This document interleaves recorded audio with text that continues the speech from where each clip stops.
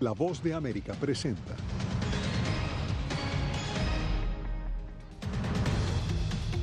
Un nuevo desafío enfrentan los Juegos Olímpicos en medio de la amenaza del COVID-19. Mayor presión contra el gobierno cubano exigen republicanos a la Casa Blanca. La reforma migratoria sigue siendo prioridad, le dice el presidente Biden a los hispanos. Y por Delta, Estados Unidos no levantará restricciones de viaje.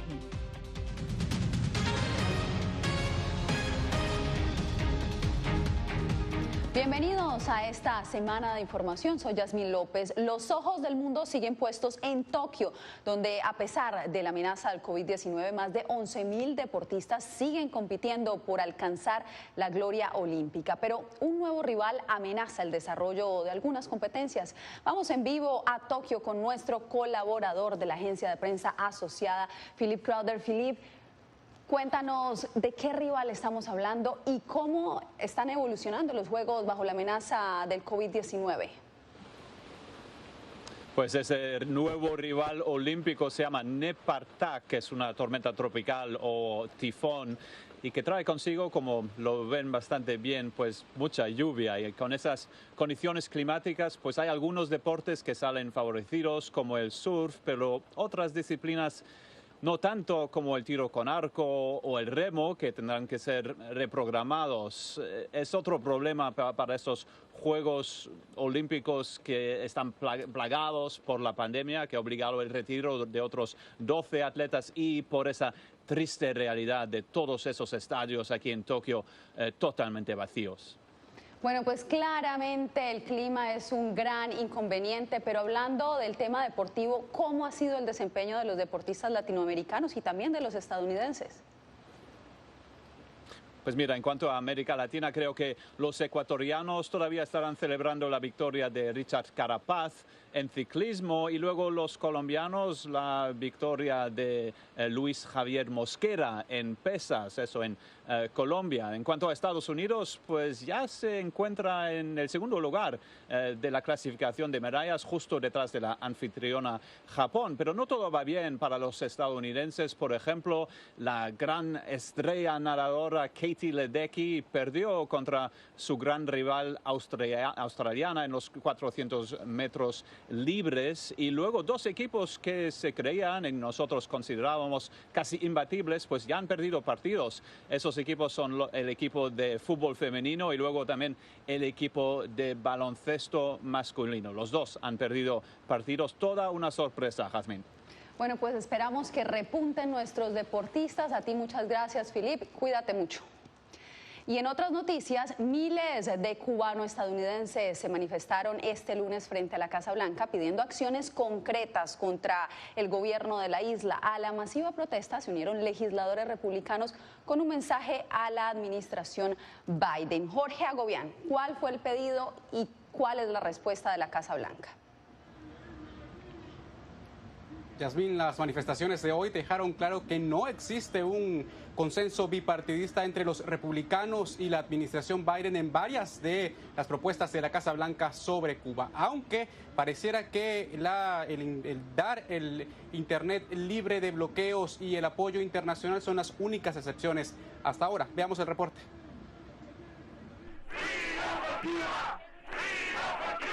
Miles de cubanos protestaban este lunes frente a la Casa Blanca. Pintaban consignas respaldados por legisladores republicanos. Entre ellas, acciones concretas del presidente Biden, cuya administración sancionó la semana pasada a la brigada élite del gobierno comunista.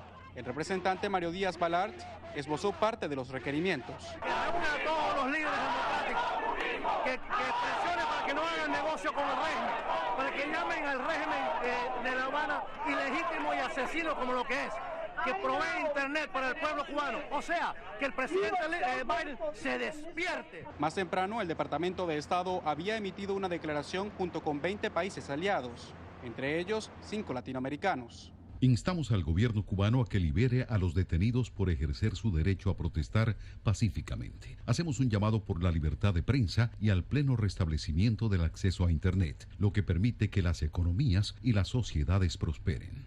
El canciller cubano acusó al secretario de Estado de presionar a la veintena de países que firmaron la solicitud y volvió a rechazar las acciones de Washington. La Casa Blanca asegura que revisa varias medidas, entre ellas proveer acceso libre a Internet en la isla, restablecimiento de remesas y el envío de más personal diplomático a La Habana. Por el contrario, legisladores como Rick Scott piden poner fin a la relación diplomática. Que cierre la embajada ahora. Es un gobierno ilegítimo. También llama la atención que no hubo ni preguntas ni comentarios sobre Cuba en la habitual rueda de prensa de la Casa Blanca de este lunes, a pesar de que aquí afuera, y continúan así, es la manifestación más grande de cubano-estadounidenses desde el pasado 11 de julio, al menos aquí en la capital. Yasmín. Jorge, muchas gracias por este reporte. Y este lunes el presidente Joe Biden envió un mensaje directo de respaldo a la población hispana en Estados Unidos. Lo hizo durante la reunión anual de Unidos USA, una organización dedicada a ayudar a los latinos en este país. Celia Mendoza, ¿qué dijo el presidente? El mandatario habló acerca de la labor importante y positiva que han hecho los latinos para enfrentar desde diferentes lugares la pandemia de COVID-19 y también reiteró su compromiso para empezar a trabajar nuevamente en este camino a la ciudadanía y también buscar que se enfrenten las disparidades económicas y de acceso a salud.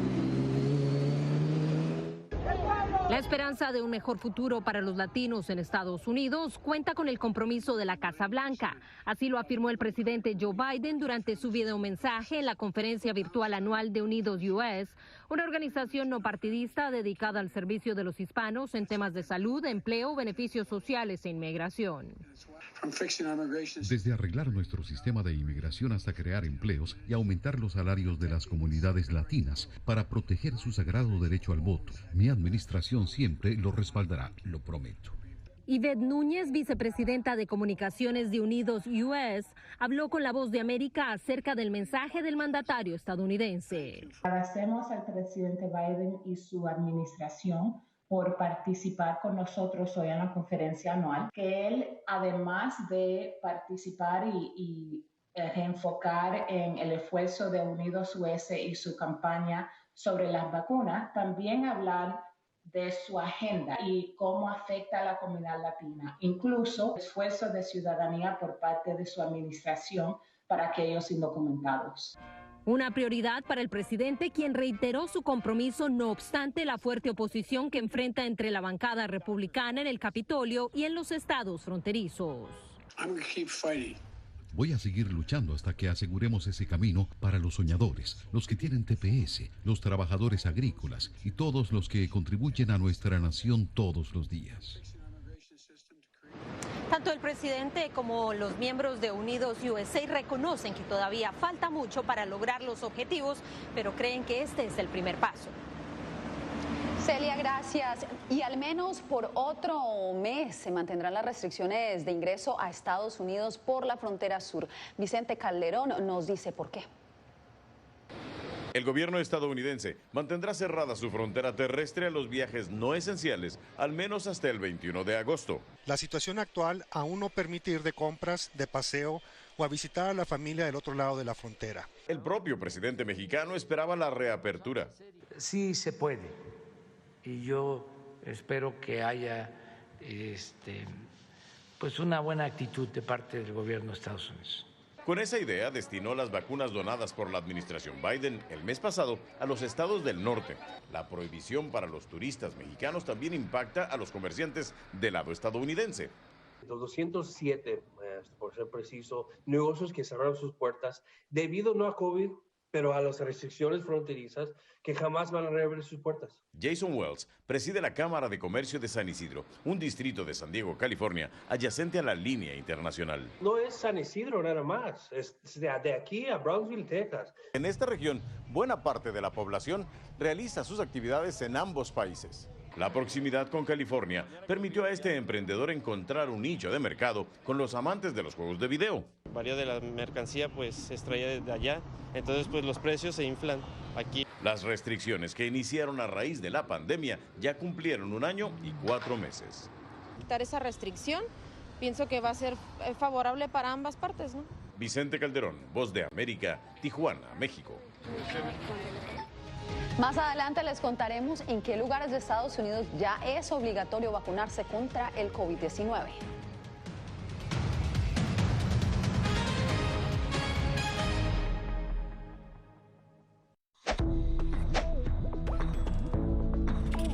La Organización Mundial de la Salud asegura que las mascarillas son esenciales para eliminar la transmisión del nuevo coronavirus y salvar vidas. Por ello, recomienda su uso cuando se está en lugares concurridos, donde no se pueda mantener el distanciamiento social y en lugares con poca ventilación. Cuando se habla de mascarillas para protegerse del COVID-19, se refieren generalmente a la mascarilla quirúrgica, el respirador N95 o las de tela. Las mascarillas quirúrgicas planas, rectangulares y desechables protegen al portador de gotas de partículas grandes del virus e impiden que los enfermos la esparzan cuando tosen o estornudan. Los expertos advierten que solo deben ser usadas una vez. El respirador N95, de forma oval y más ajustado a la cara, tiene una válvula de exhalación que ayuda con la humedad y el calor cuando respiramos. Además de filtrar partículas grandes, puede impedir que pase el 95% de las partículas pequeñas de virus y bacterias. Ante la escasez, muchos han recurrido a hacer sus propias mascarillas y en efecto los expertos confirman que estas mascarillas caseras pueden ser efectivas. Las mascarillas nos pueden servir como una barrera aislante para las secreciones, pero tener mucho cuidado porque hemos visto gente que usa la mascarilla, pero al acomodarse la mascarilla se está tocando la cara. Y eso es justamente lo que queremos evitar, es que la gente se esté tocando la cara en estos momentos, porque cuando uno está en lugares públicos puedes estar pasando la mano por una superficie que ha sido tocada por otras personas y que puede estar contaminada y luego sin querer te puedes llevar la mano a la cara. Para más información visita nuestra página web y síguenos a través de las redes sociales bajo @Voz de América.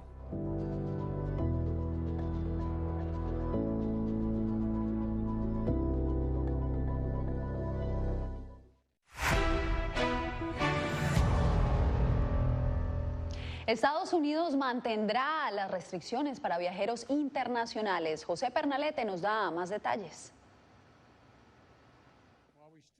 El gobierno de Joe Biden mantendrá las restricciones de Estados Unidos hacia viajeros internacionales como medida de contención ante el incremento de nuevas infecciones por Delta, una variante bastante más infecciosa y que ya es prevalente en el país, de acuerdo a los CDC. La cepa Delta es una cepa mucho más contagiosa de lo que habíamos visto en cualquiera de las otras olas pandémicas.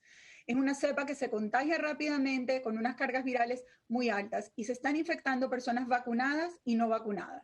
Por otra parte, el principal asesor en la Casa Blanca ante la lucha pandémica, Anthony Fauci, considera que Estados Unidos va en la dirección equivocada en la guerra contra el coronavirus. De hecho, ha sugerido que la población vacunada use nuevamente las mascarillas, a pesar de una recomendación de los CDC que se indica lo contrario.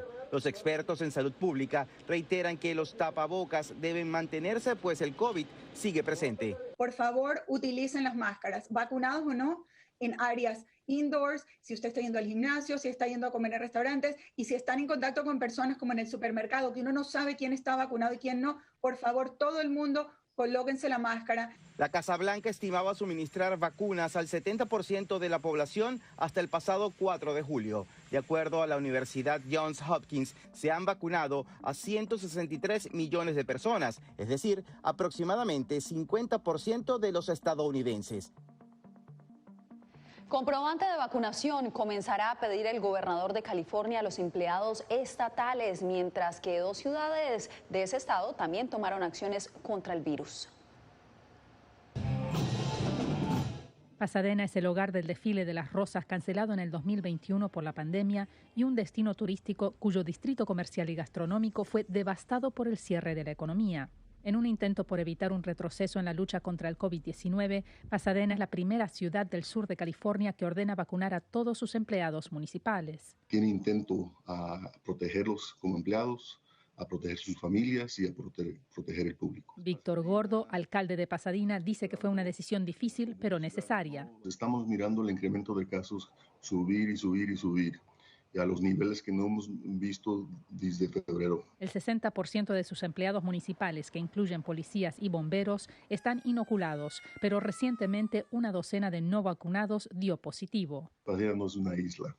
Somos una ciudad de 145,000 personas y existimos en una región de más de 10 millones de personas y tenemos que urgir a nuestros vecinos, las 88 ciudades del condado de Los Ángeles, que hagan lo mismo. San Francisco fue la primera ciudad de California en anunciar a fines de junio que cuando el FDA dé autorización completa a una vacuna contra COVID-19, requerirá que sus 35,000 empleados sean inoculados si desean conservar sus trabajos. Según el alcalde Gordo, se está elaborando la guía para comenzar a implementar el mandato de vacunas para empleados públicos dentro de la próxima semana. Verónica Villafañe, Voz de América, Pasadena, California. Mientras muchos países están a la espera de vacunas, en Estados Unidos están ampliamente disponibles, pero un segmento de la población se rehúsa a vacunarse. Diva Lizette Cash nos muestra lo fácil que es inmunizarse en la capital estadounidense. Las dosis diarias aplicadas contra el coronavirus en Estados Unidos durante la primera semana de julio fueron de solamente 421,000, un brusco descenso respecto a las 3.4 millones que se administraron en abril. Y aunque el número de contagios se ha triplicado entre los no vacunados en Estados Unidos, el personal de salud de la Clínica del Pueblo en la capital estadounidense sigue escuchando toda clase de motivos para no vacunarse. Mucha gente tiene miedo porque piensan que hay chip o que les va a dejar estéril, otras cosas que le pueden pasar en su salud si agarran esta vacuna. La vacuna en Estados Unidos está literalmente a la vuelta de la esquina. La mayoría de las 558 sucursales de la cadena Costco la ofrecen sin cita y para todos los mayores de 12 años. Más de 10,000 establecimientos de la farmacia CVS y Walgreens y por supuesto los centros médicos en cada comunidad ofrecen las 3 vacunas autorizadas, Johnson & Johnson, Pfizer o Moderna. Me siento bien, no tuve efectos secundarios, una especie de protección más contra la presión social también. Había tenido miedo por los efectos porque había tenido personas que dijeron que tenían, que se habían sentido mal, que andaban con dolor. Según cifras de los CDC en Estados Unidos, con una población de alrededor de 330 millones de personas, solo se han vacunado cerca de 162 millones, lo que no ha sido suficiente para detener el virus. Las autoridades siguen exhortando a los estadounidenses a vacunarse. Diva Lizette Cash, Voz de América, Washington. Más adelante, tensión en Guatemala tras la destitución del fiscal anticorrupción. Ya volvemos.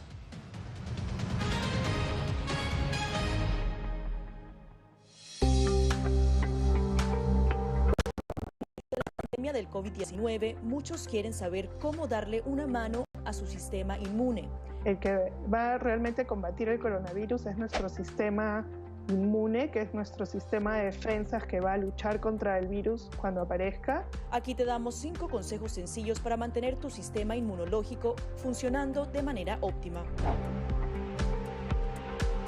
Consume una dieta rica en frutas y verduras que incluya alimentos con un alto contenido de vitaminas A, B, C, D y E, así como los minerales hierro, zinc y selenio. Una alimentación saludable reduce el riesgo de adquirir enfermedades crónicas, también reduce la probabilidad de depresión y ansiedad.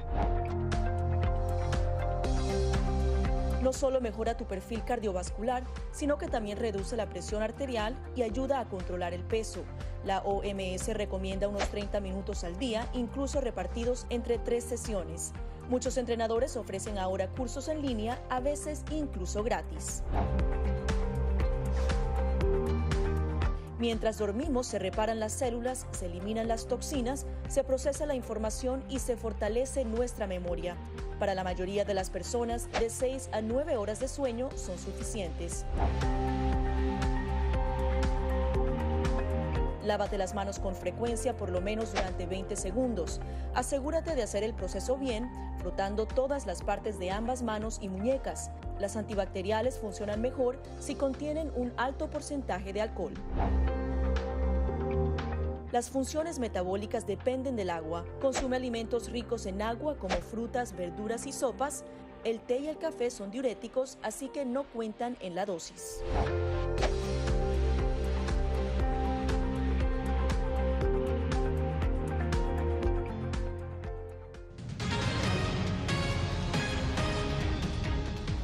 2 opositores más fueron detenidos en Nicaragua el fin de semana, entre ellos el 7º precandidato opositor a quien acusan de traición a la patria. Donaldo Hernández nos informa. Noel Vidaurre se convirtió en el 7º precandidato de la oposición arrestado en menos de 2 meses. Lo acusan del supuesto delito de traición a la patria. También fue detenido el comentarista político Jaime Arellano. A ambos les impusieron prisión domiciliaria. La presidenta del partido Ciudadanos por la Libertad fue una de las primeras en rechazar las medidas. Ninguno de ellos, personas que debieran de estar detenidos y mucho menos acusados. En las últimas horas, el presidente Daniel Ortega señaló a los opositores como agentes de Estados Unidos y denunció también, según sus palabras, que pretenden boicotear las elecciones generales. Los yanquis no respetan. Para ellos, las elecciones valen solamente cuando ganan sus peleles. Por su parte, el vicepresidente del Poder Electoral respondió a La Voz de América que aún no hay una decisión firme en torno a la participación de observadores internacionales. En cualquiera de los casos, los grandes observadores vamos a ser nosotros mismos. Las detenciones y el discurso del presidente nicaragüense tuvieron lugar durante la jornada de verificación, en la cual la ciudadanía certifica su participación en los comicios. Primero que así se dé la votación y que no haya ningún problema, pues. Ahora, el partido Ciudadanos por la Libertad tiene el reto de elegir quién será su candidato presidencial, mientras que el líder sandinista Daniel Ortega se prepara para su tercera reelección, en medio de una campaña que no da tregua a sus rivales. Donaldo Hernández, Voz de América. Guatemala vive días de tensión tras la remoción del fiscal especial contra la impunidad. Eugenia Sagastume nos resume las reacciones que se han generado y parte de las reveladoras declaraciones que hizo el exfuncionario. Una dinámica que tenemos que vivir muchos servidores públicos en Guatemala por simplemente no ser útiles para un régimen. Estas fueron las palabras de Juan Francisco Sandoval al abandonar territorio guatemalteco para radicarse en el vecino país de El Salvador, después de ser destituido de su cargo al frente de la Fiscalía Especial contra la Impunidad. Desde donde esté voy a continuar realizando mi trabajo. Antes de abandonar el país, Sandoval acusó a la fiscal general y al presidente de Guatemala de entorpecer su trabajo. Será labor de la fiscal general responder por qué le impuso a la FESI que cualquier cuestión relacionada con el presidente de la República no solo se pidiera de manera cordial, sino que no se podía llevar a cabo sin su visto bueno. El gobierno rechazó tales declaraciones y solicitó la indagación para demostrar su falsedad o veracidad. El secretario de Estado, Antony Blinken, advirtió que la destitución socava el Estado de Derecho y fortalece la impunidad. La administradora de USAID, Samantha Power, calificó el despido como indignante y la principal diplomática estadounidense para América Latina, Julie Chung, indicó que la FESI debe permanecer intacta para asegurar la lucha contra la corrupción. También se han registrado manifestaciones ciudadanas a favor de restituir a Sandoval y de que renuncien las autoridades locales. Eugenia Sagastume, Voz de América, Guatemala. En El Salvador, una decena de exfuncionarios del gobierno de Mauricio Funes, incluyendo al exmandatario Salvador Sánchez Carén, fueron imputados por corrupción. Claudia Saldaña nos trae los pormenores. Como parte de la llamada Operación Desfalco, la Fiscalía capturó a la exministra de Salud Violeta Mengíbar, la ex viceministra de Ciencia y Tecnología Erlinda Handal, el ex viceministro de Trabajo Calixto Mejía, el ex viceministro de Agricultura Hugo Flores y el ex viceministro de Hacienda Carlos Cáceres. Se les acusa de lavado de dinero, peculado y enriquecimiento ilícito entre 2009 y 2014. Aquí no se trata de persecución política. Esto es la persecución de ladrones. El partido FMLN denunció irregularidades y aseguran que no se siguió el debido proceso para las detenciones. Rechazamos categóricamente la manera impune y abusiva con la que se está procediendo por encima de cualquier normalidad y legalidad. El subdirector jurídico del Instituto de Derechos Humanos de la Universidad Centroamericana UCA, Arnaud Baulenas, considera que es importante perseguir los casos de corrupción, pero opina que la forma de exponer a los detenidos cuando son figuras públicas es una práctica inadecuada pero antigua. exponer a las personas procesadas como si ya fueran condenados, pues no cumple con los estándares, ¿verdad? Pero esto no es algo nuevo. Incluso, y tenemos que recordar, en el gobierno del FMLN, ¿verdad? Desde el Gabinete de Seguridad Pública, esto era una de las prácticas constantes. Además de Sánchez Serén, la Fiscalía ha ordenado la captura de otros 4 exfuncionarios de Funes que también se mantienen prófugos. Los montos que habrían recibido adicionales a su salario oscilan entre los $174,000 y $565,000 por medio de procedimientos que no tuvieron discusión ni aprobación en el Congreso salvadoreño. Claudia Saldaña, Voz de América, El Salvador.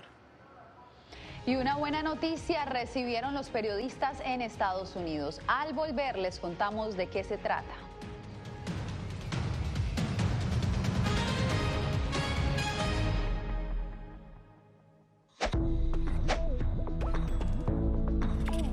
La Organización Mundial de la Salud asegura que las mascarillas son esenciales para eliminar la transmisión del nuevo coronavirus y salvar vidas. Por ello, recomienda su uso cuando se está en lugares concurridos, donde no se pueda mantener el distanciamiento social y en lugares con poca ventilación. Cuando se habla de mascarillas para protegerse del COVID-19, se refieren generalmente a la mascarilla quirúrgica, el respirador N95 o las de tela. Las mascarillas quirúrgicas planas, rectangulares y desechables protegen al portador de gotas de partículas grandes del virus e impiden que los enfermos la esparzan cuando tosen o estornudan. Los expertos advierten que solo deben ser usadas una vez.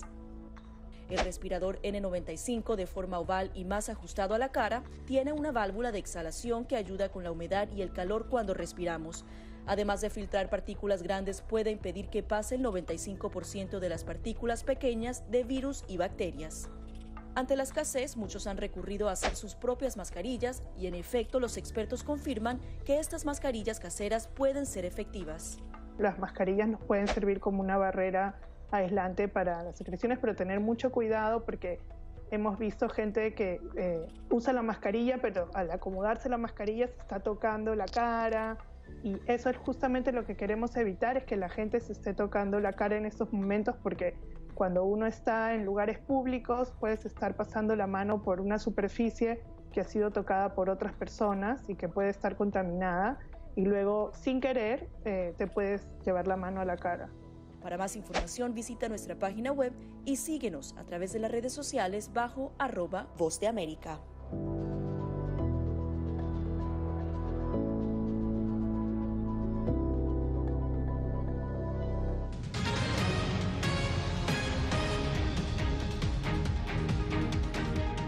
En una histórica decisión, el Departamento de Justicia de Estados Unidos prohibió incautar archivo o correspondencia de periodistas.